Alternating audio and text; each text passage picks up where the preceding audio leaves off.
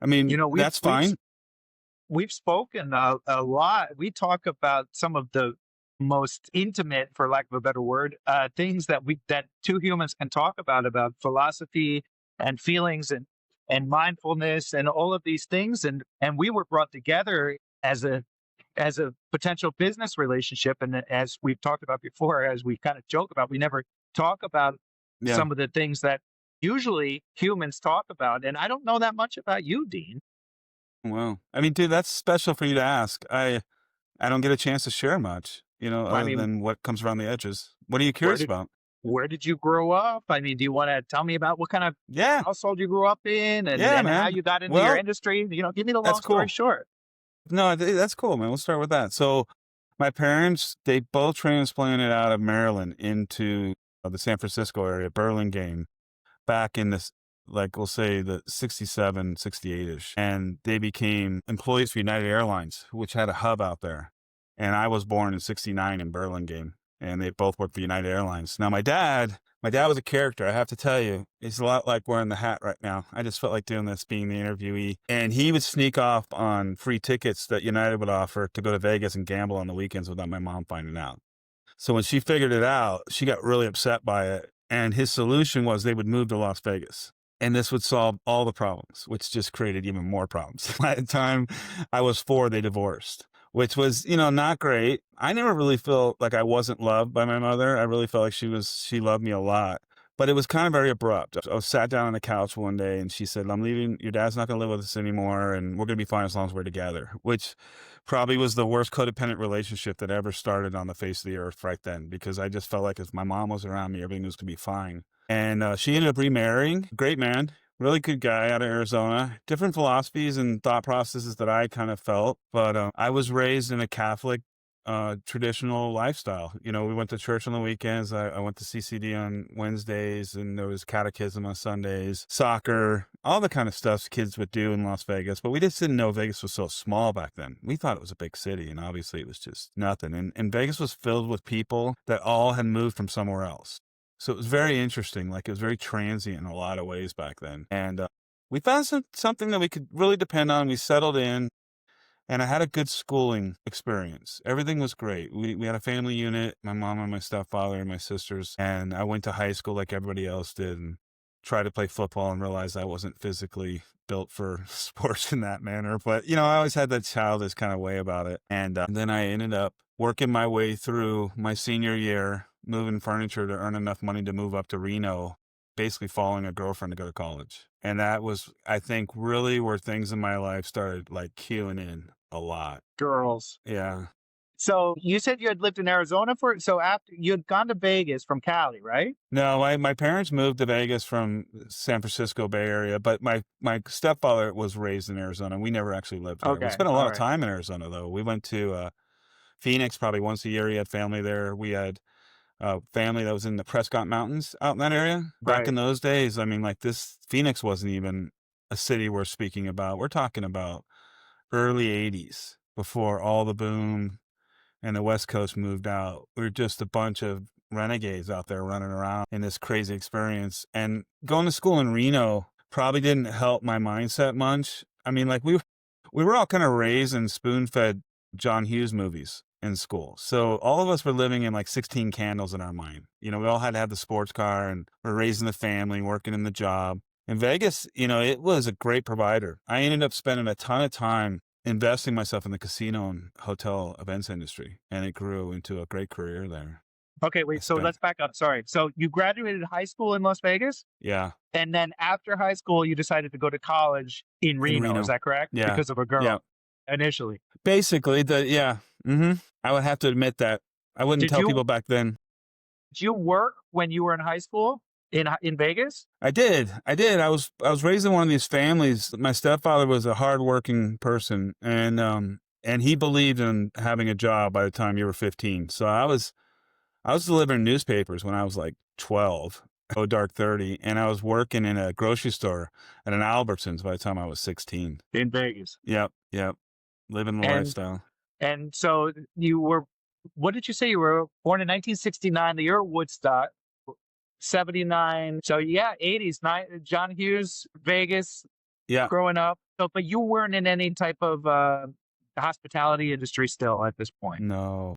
No, I was still just living within the means of what Vegas was. Didn't understand anything about it. My father was running around in that world a little bit. He was working security at the hotels and things like that. It wasn't until I got back from college that I started seeing value around that edge. But I'd gotten stuck working in a casino in Reno for 3 years when I was in school and realized like once you get into that world, you're not getting out for a while. So I hesitated when I got back. I actually opened a deli in my early 20s and tried to make it on my own as an entrepreneur.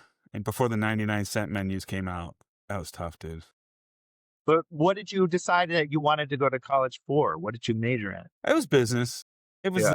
was all business. I didn't finish actually. I left with about a semester to go in drama. My girlfriend and I had broke up, but it was really from a macroeconomics teacher that had done the curve on the idea of somebody that was in the working force versus a professional type getting a degree. The math was obvious. I needed to get out and earn. I was doing better than I was ever going to do with a degree in business, working and waiting tables at the restaurant down the street. And so I just decided to jump in. I went into, full force. Let's make a life around this. No excuses from that point.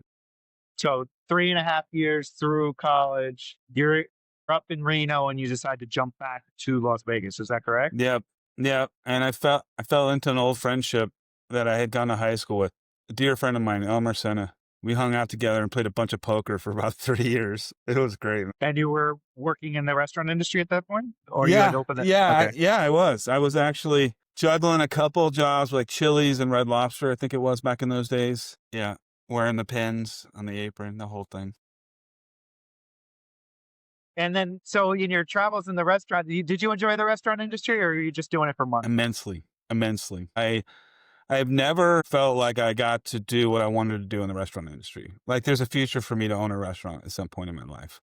I know it's not necessarily the best investment, but there's a character and a nature to it that I didn't get to experiment with at the highest level. I played in a small playground around the deli kind of idea, but I've always enjoyed creating things. Did you ever work in a deli before you opened a deli? Yeah, I had some experience around that, and I love the questions. I was treated to go back east every year. My dad being with United Airlines, we would go to Bethany Beach, Maryland, and down in Ocean City, and they had the best subs in newspaper wrapping, that you can imagine. And as a West Coast kid, this was heaven to me. I didn't understand East Coast philosophies or culture, and it was just I couldn't believe it. So when I decided to open the deli, we were actually on a trip that year back in the East Coast, and I went to that sandwich shop and I met the owner, and he was so gracious to walk me around his facility and show me how he did what he did, gave me his recipes for his Italian dressing. Yeah, we were going to actually connect and trade meat and breads and things of that nature because you just can't replicate East Coast subs on the West Coast no matter what you do. And that was a whole adventure on its own in Vegas trying to find the right bread purveyor, and it never really hit the mark. It was kind of weak compared to what you could get back there. But yeah, I had brought that in. I think the biggest thing that I learned about myself during that era was I was able to kind of manufacture in my mind some sort of a fantasy of what I wanted my life to be. And I wouldn't let people convince me otherwise, even if I wasn't making the right decisions. So like I named the restaurant L Dog Sandwich Shop, which is very misleading. Everybody thought I was selling hot dogs. Yeah, could we call it the sandwich shop? And it would have done so much better than L Dogs. But L Dogs was a nickname for the high school up the street. And I just thought, this sounds cute. Let's do that. And I opened with just enough money to open the front doors with full refrigerators. Like I was literally selling lemonade on a table to people, trying to make $1 every day. And I walked away realizing like it was a great experiment in life to understand what I really was going to do later on. And then I needed to mature. And that step thrusted me into the casino industry. It was the only thing in Casino Vegas where I'm like, I can learn how to be a businessman in the casino industry if I put my time in. So how long was the deli open? 3 years. 3 years. 3 years and I So sold it. you sold it. That's good. I That's a did. I victory. got my original investment out of it. I was very proud of the fact that I came out of it with the same amount of money. Money and talk about university. You went to that is the best university. Yeah, So you financially broke even and you came out with like a scholarship of like essentially. business. So Yeah. you'd gone to college for business. Now you've gone to real life business. 3 years later, you're now what, in your mid 20s? Yeah, I'm about 25, 26, and my wife and I had 2 kids, and I've been married for about 6 years now. And we're both working in this deli, and we're both working second jobs to float this dream. And I realized, like, I gotta sell this business because I'm either gonna lose my wife and my family to keep business, or I'm gonna sell the business and keep my family and move from this understanding to the next one. And like you said, when I entered the professional workforce, I entered at the Golden Nugget. I'll leave my mob store days out of it in the middle, but there was a time when I actually worked for a mobster in a really swanky place. But I ended up working at the Golden Nugget, and I started my professional career there as a waiter and a bartender, and loved it to death. I Nice. mean, hospitality and me for some reason clicked. I It just gave me such a full, wonderful feeling when guests would leave at night and thank me by name. Like I had made that much of an impression, they knew my name. Dude, I could see you as being such a great bartender. Like, Yeah, thanks. when I get off the clock as a chef and there's nothing else to do but go to a bar, like you would never choose your bar based on the food. You would never choose your bar based on how good a martini they'd make. Vodka's vodka, gin is gin. You can tell them how you like it. You choose your bar based on the bartender, period. Yeah. Yeah, it's And true. if you were the bartender, I'm pretty sure that's where I'd be. Yeah, I ended up being kind of everybody's philosophy major, in Sure. those where, obviously, and I was in my 20s, so I thought I knew everything back in those years before 30s. But from the Nugget, I got a chance to work with Steve Wynn, and, say what you want about the man. He was a visionary.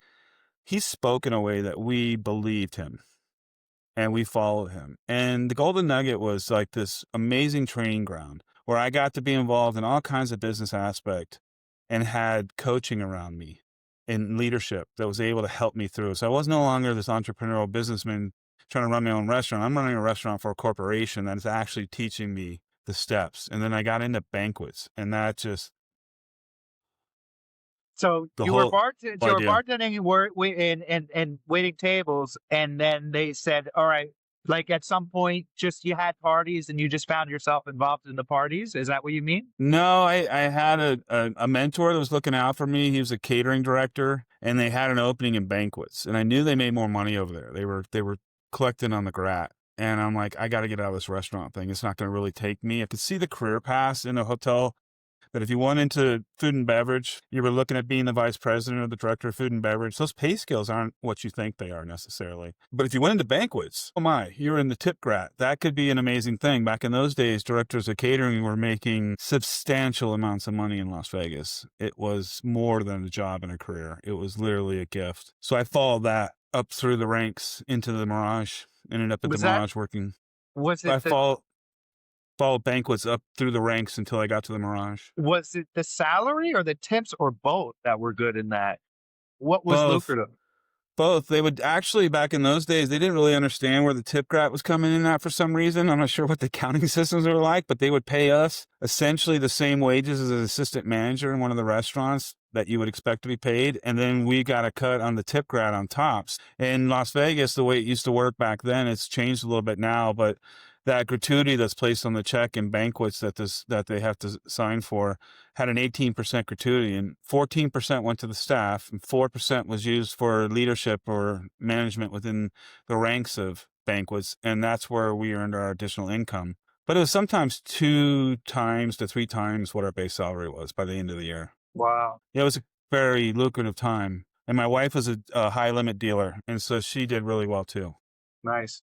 Yeah, there was income wasn't an issue in those years. It was just literally knowledge, trying to learn the ins and outs of where I was and what it was all about. So was it that the hotel had a banquet room a series of many rooms, Yeah, and then they would pass you a client and say, "All right, this person's interested in having a gig here, and they need somebody that's going to plan it with them," and that's what you would actually plan interesting. or So what? the behind the scenes structure of management was there was two legs to it. One was the catering and convention services leg, which was the planners.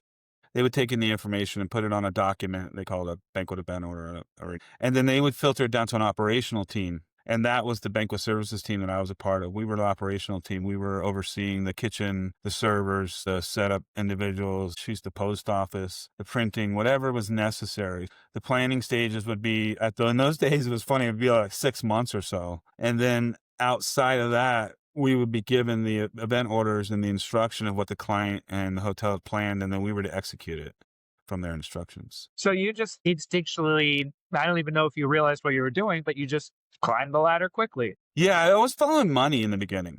That was the interesting part. It's like I was very keen on who was making the most in the hotel and how I was raising a family, so I wanted those things in life that everybody wanted, house and security, put my kids through college and buy them cars, the things that I didn't feel like in my childhood were available. And those were all accomplished. You got to love Vegas for those years. We all had this opportunity, and and the cost of living in Vegas were a third of what they are now. But Sure. income was probably about flat, to be honest with you. It was a Wow. really good time back then. There's stories of showroom managers that would take their dollar coins and save them and buy land out in Timbuktu out there, and turn out it's worth quadrillions now. You know what I mean? There's stories on stories of what you're inside of. And then when you start to see it from the outside in, you realize like, oh, like this is crazy. Flash forward. I live on 5 acres right now, an hour south of Reno, and what I would consider an environment that Las Vegas grew into that people out here weren't considering. And Yeah. so I expect in the next 5 years for the same thing to happen out here. I could just see it.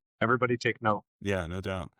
Moved to northern Nevada. So much opportunity. So I how mean, long were probably the you last place you can afford to buy 5 acres and a house. how long were you doing the banquets for? I did banquets up until probably my early 30s, mid 30s. I'd run the ranks. I was, the big fish in the hotel by then, running the New Year's parties, and I was connected to everybody I needed to. And then this dear soul named Karen Knox tapped me on the shoulder and asked me to consider catering, that I could be really good at catering. And I tell you what, man, the pay cut was so substantial. I had to look at myself and go, this is the third time you're going to do this to your family. Like, to go into this place where you're just going to take half the money. And you mean working for an independent caterer or starting your own No, catering company? not even both. There's a department getting into the Okay. sales part of the equation. The individual that actually hired me at the Golden Nugget, I would then be in that role. And it took this sacrifice to understand that. And the crazy part is every time I had to sacrifice income, I needed to go home and find a way to live within it, because I couldn't do another job to make up the income, because then you're not focused on the reason why you're doing what you're doing in the first place. So I would have to reassess my lifestyle. And that didn't just include me, that included my wife and my 2 kids. So, I mean, my family support has been substantial. The only reason I'm standing here today is my wife and my kids. They were willing to flex during these time frames, and to see where it came out of the other side, I can hold that as a tangible asset. I can know that when you're willing to put yourself out there and step aside from your needs and readjust your circumstances to give opportunity a chance, you've opened the doorways. The universe will provide. It'll come into your life. What was the reason? Because most of your decisions, as most humans, up until this point, were financially driven. What was the driving factor in your decision to go catering and take a pay cut? I mean, what were the what was the bounty from the success of that greater than doing the Yeah. banquets? Exactly. The long run goal in catering at that time was would have doubled my salary. And it actually did when I ended up at the Bellagio. Oh, Bellagio. Yeah. Well, go think what you want about that. I'll tell you, when I started at the Bellagio, I looked at my wife. I said, "Give me 6 months, honey. I'll figure out like the gray areas, and we'll make this make sense." And 6 months in, I'm like, I need a little more time. I haven't figured it out yet. A year in, I said, "I figured something out." She goes, "What?" I go, "There's no gray area." I mean, Wow. I'm in this to get my master's degree, and I used to say this to people I would hire all the time. Like, you're going to start this opportunity knowing you have your bachelor's in this business. Now is your time to get your master's. And when you get done with this in a few years, you only have two choices. You're either going to stay and teach and move up, or you're going to go out and explore the world with your knowledge, because there was no staying at the Bellagio and retiring. It just wasn't the way it worked. You were in it to win it. And bro, the stories I could tell you about how hard we worked in that building to show face in front of our leadership, you wouldn't believe it. It was literally the pinnacle of the tire culture. Like, we just believed we needed to be half dead for anybody to respect us. And it was so Wow. unhealthy. I ended up in the hospital overall. It was just so unhealthy. I believe in it.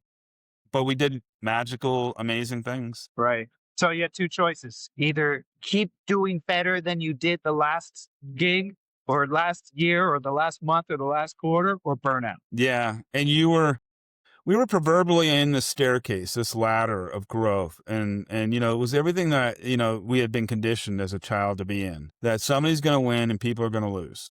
And you're going to be a part of that equation. And it went all the way into the idea of learning how to be a public speaker and Toastmasters and fighting through these fear elements to be around, let's just say the highest percentiles of humans in Las Vegas that were working in the industry. I mean, where else were they going to work? It was Bellagio. This was before the days of the Win. And so we really did carry like this place that we were in, that we could relate to other high performance thinkers, and you were put at your test. I realized about halfway through my employment at the Bellagio that I needed to learn that it was no longer just being good enough being myself and my natural instincts. And I invested myself into the certified meeting planners degree. There were numerous coaching and opportunities that I put myself in. I literally became a trainer in the hotel over some ideals too, and invested myself into this place of growth where it wasn't just about the title I was in, but that I was going to start to invest myself from a place where I could help others grow too.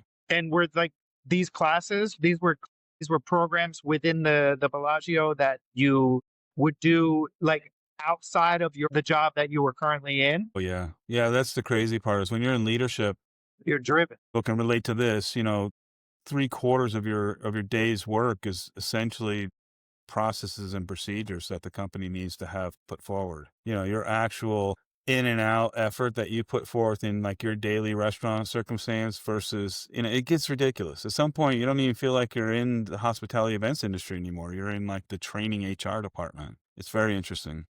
True.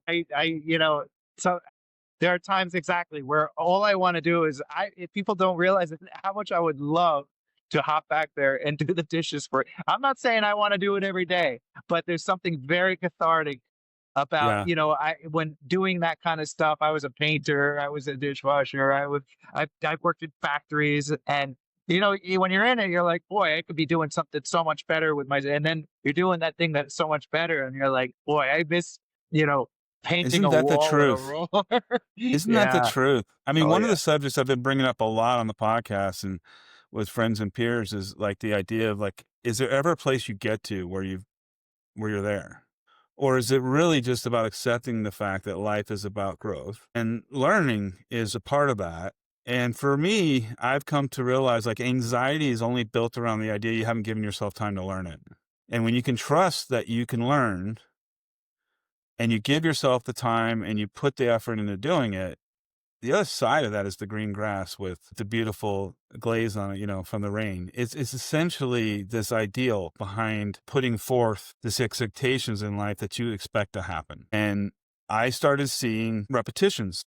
Like if I was able to sacrifice, things would grow. And if I could, and I started playing with it.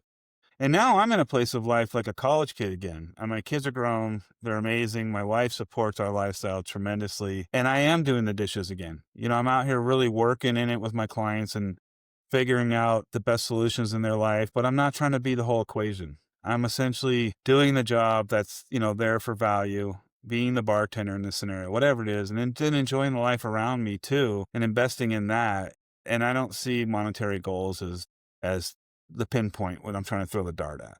I really believe it's just quality of life and friendships and the people that you surround yourself with. And like today, I know we both agreed that it would be cool for this interview.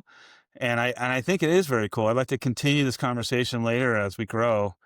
And where we've left it at this point, brother, I got to tell you, I didn't remember a lot of that until you asked me those things. So it was really cool mirroring with you today on this. Just like activating those parts of the brain that haven't lit up in a while. It's cool, right? Yeah. Yeah. Yeah. I'd love to do this again in the near future, man. Yeah, Thanks for your I would time love today. I that too. appreciate you. All right. Great to Cool. hear. Thank you. Thanks, Dean. Yeah, man. All right.